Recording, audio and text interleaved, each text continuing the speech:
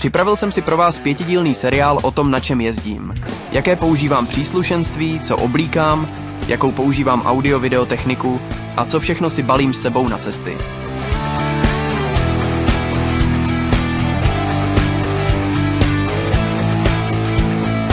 V dnešním díle se podíváme na elektroniku a audio-video techniku. A rovnou začněme tím nejdůležitějším, a to je navigace. Pro navigaci používám jakýkoliv telefon s Androidem a v něm mapy CZ. V tuto chvíli mám Poco X3 Pro. Do telefonu mám během jízdy připojený USB kabel pro nabíjení a audio jack pro audio do helmy. Audio kabel vede přes zesilovač do odnímatelného pružného kabelu. Kabel je dostatečně dlouhý na to, abych mohl slézt z motorky a celou jí obejít, aniž bych musel kabel odpojit. Ozvučení do helmy mám vlastní a hlasitost je velice dobrá. Nikdy nemám puštěného nic jiného než hlas z navigace a hudbu mám teď puštěnou jen pro ukázku, jak to hraje. Pro navigaci plně dostačující. Vevnitř mám u uší ploché půlwattové repreáčky. A protože se mi to zdálo málo, přidal jsem ještě k bradě PIDI reproduktor z telefonu Xiaomi Redmi 10C, protože obecně reproduktory telefonů jsou hlasité a opravdu je to poznat. Celá soustava není náhrada handsfree a je to jen jednosměrné audio bez mikrofonu. Nechtěl jsem běžně dostupné interkomy do helmy, protože jsou všechny bezdrátové a je to na cestách další nabíjecí starost navíc. Tady je 3W zesilovač Fermion. Stačilo připájet audio vstup a výstup, USB napájení a celé to nějak nepromokavě zabalit.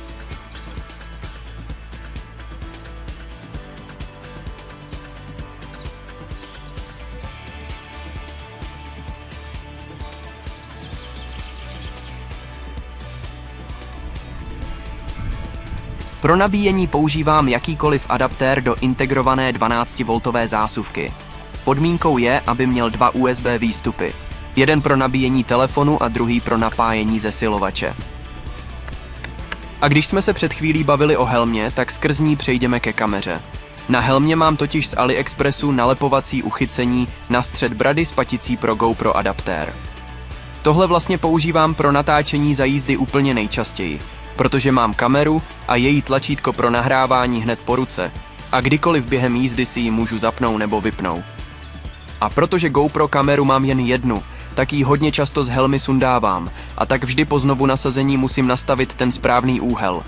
Ale už jsem se naučil, že osa kamery mi musí směřovat přibližně na oči, aby záběr nebyl ani moc nahoru, ani moc dolů. Na motorce mám pak na rámu vepředu i vzadu originální uchycení od GoPra. Měl jsem totiž předtím jedno levné z Číny, ale díky nekvalitnímu plastu se mi v Norsku úplně rozsypalo. Další příslušenství ke kameře jsou malý stativ, 4 256 GB paměťové karty, držák kamery do stativu, náhradní adaptér a šroub, 2 držáky telefonu do stativu a 90stupňová spojka k adaptérům.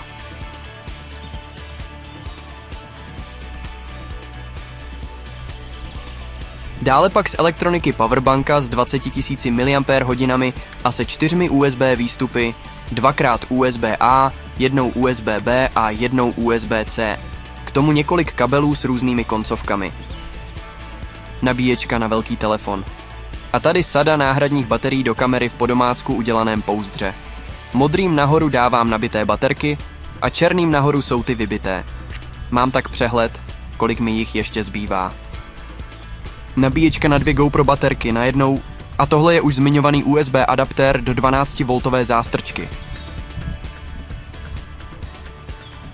A tady je obyčejná stará tlačítková Nokia. Je to telefon, který vydrží v pohotovosti více než 14 dnů a je to taková pojistka, kdyby se velký telefon pokazil a já si potřeboval zavolat třeba pomoc. Poslední z elektroniky je kapitola sama o sobě. Dron DJI Mini 4 Pro ve variantě Flymore Combo. Pro mě výhoda téhle varianty je v nabíječce pro 3 baterie najednou, které jsou součástí balení a pak hlavně vlastní ovladač. Dron se sice dá ovládat i pomocí telefonu, ale telefon mám na motorce pro navigaci a pro filmování s dronem bych ho musel odpojovat a zároveň ho zbytečně vybíjet. Takhle mám zvlášť ovladač, který vydrží nabitý dlouhou dobu, má velký displej a joysticky pro snadné ovládání. Náhradní vrtule a drobnosti ke dronu pak vozím ve Weeku Tankwaku. Práce s dronem je vcelku jednoduchá. Dron je skládací a má krytku na kameru a pás pro uchycení vrtulí. Stačí tedy rozepnout zajišťovací pásek, sundat krytku a rozložit ramena. Na ovladači pak roztáhnout antény a našroubovat joysticky. Ty mají tendenci vypadávat z rukou a pak se na zemi docela blbě hledají. Třeba jako v San Marinu, když mi při šroubování jeden spadl a 3 jsme ho hledali dobrých 10 minut. Zřejmě si je nabarvím nějakou kontrastní barvou, ať jsou na zemi lépe vidět. Samotné létání s dronem je také jednoduché. Dron je vybaven všesměrovými čidly, takže na případné překážky sám upozorní, ale drobné věci, jako jsou například dráty vedení, dron nevidí. Zároveň pozor na to, že pro obsluhu dronu je potřeba mít pilotní průkaz. Pro jeho získání stačí správně vyplnit online test. Nastudování pravidel leteckého provozu s dronem není nijak časově náročné a samotné otázky a odpovědi jsou vcelku logické. Navíc je vše dostupné na internetu, takže studium je otázka jednoho dopoledne a pak hurá na online test. Po složení testu je pak ještě potřeba se zaregistrovat u úřadu letectví jako pilot dronu a na dron nalepit přidělené registrační číslo. Tím, že tenhle dron spadá se svou váhou do té nejlehčí možné kategorie dronů, jsou požadavky pro provoz dronu nejméně přísné. Na jednu baterku dron vydrží lítat a točit zhruba 20 minut.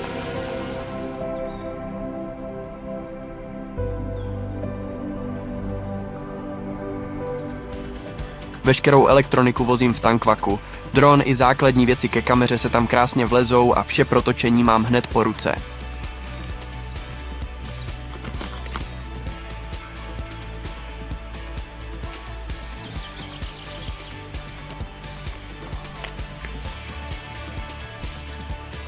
A poslední věc je stativ.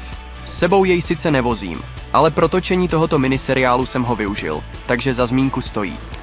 Je to klasická konstrukce stativu s teleskopickými nohami, výsuvným krkem a držadlem pro pohyb a aretaci kamery. Navíc má zabudovanou vodováhu a dálkové na Bluetooth ovládání kamery. Z elektroniky jako takové je to vše a teď vám ve zkratce ukážu, jaké aplikace na telefonu používám na cestách.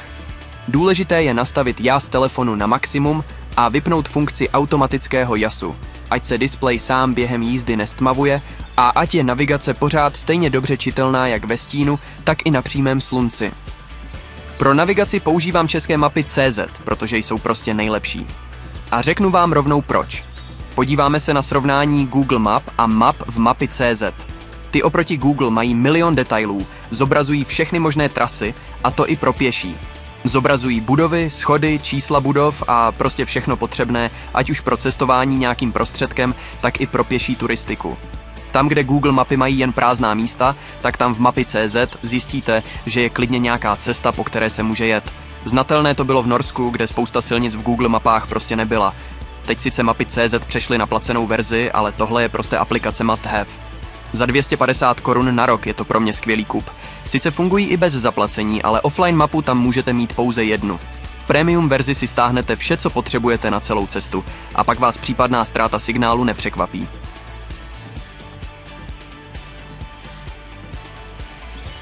Třeba tady je pěkně vidět rozdíl mezi mapami. V Google holá místa, sem tam obrys baráčků, ale nic víc. V mapách CZ ale najednou vidíte, že je tam spousta tras a jiných bodů. A tyhle rozdíly nejsou jen v mapě České republiky, ale funguje to takhle skvěle i v cizině. Ve všech zemích, kde jsem byl, byly mapy CZ oproti Google mnohem detailnější.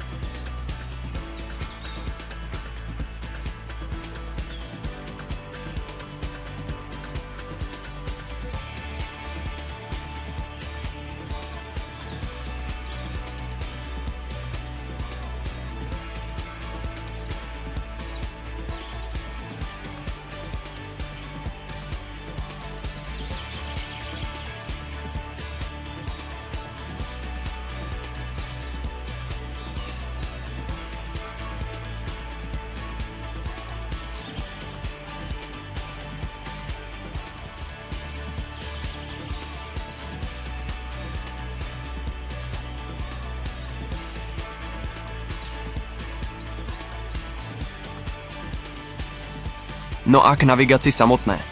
Plánování tras dělám především na počítači, protože přece jenom výběr bodů, hledání, používání myši a celkově vůbec, je oproti prstu a malému displeji přece jenom jednodušší.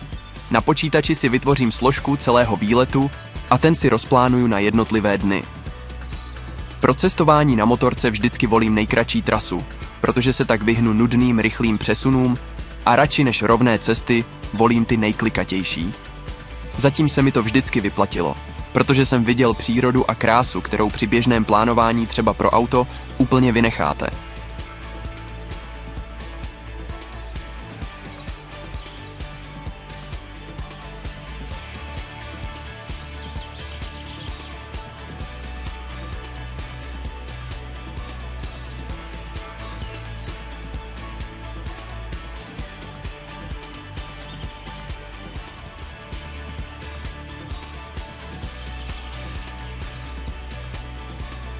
Navigace se pak sama přepíná do nočního režimu buď podle hodin, nebo třeba když projíždím nějakým tunelem.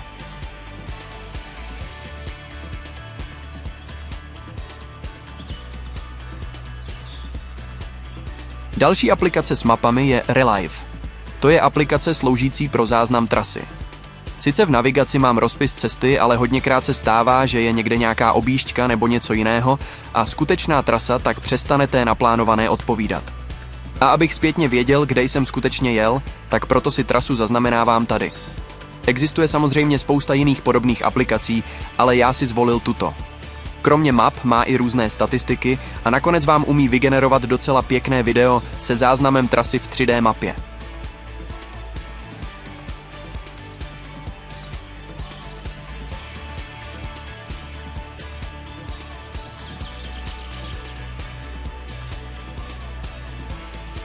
A počasí. Na motorce podstatná informace. Aplikaci Aladin, respektive Klára, používám pro krátkodobou předpověď pro určité přesné místo.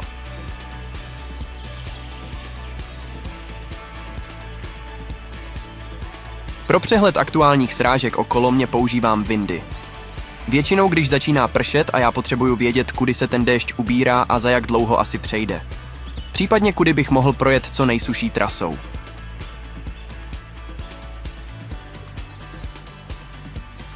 Pro dlouhodobou předpověď a pro celkový přehled o počasí na trase pak používám web Meteobox. Osvědčil se mi jako nejpřesnější zdroj předpovědi počasí. Podle něj plánuju krátkodobé výlety na pár dní, ať vím, kam má cenu jet a kde bych naopak zbytečně moknul. Nakonec ještě nastavení GoPro kamery. Vše točím na 2.7K při 60 snímcích za sekundu. Zkreslení objektivu mám nastaveno na lineár. Zbytek nastavení pak vidíte sami.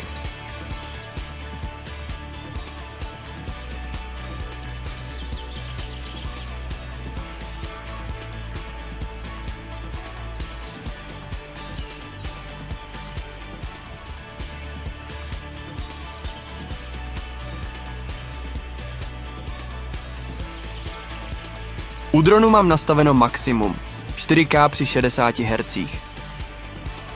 A jsme u konce videa. Klidně pište do komentářů, co všechno na motocestách za techniku používáte vy. Nejvíc diskutované téma, ale už teď předpokládám, že bude navigace. Příště se uvidíme u videu o motooblečení. Dejte like, odběr a příště zase ahoj.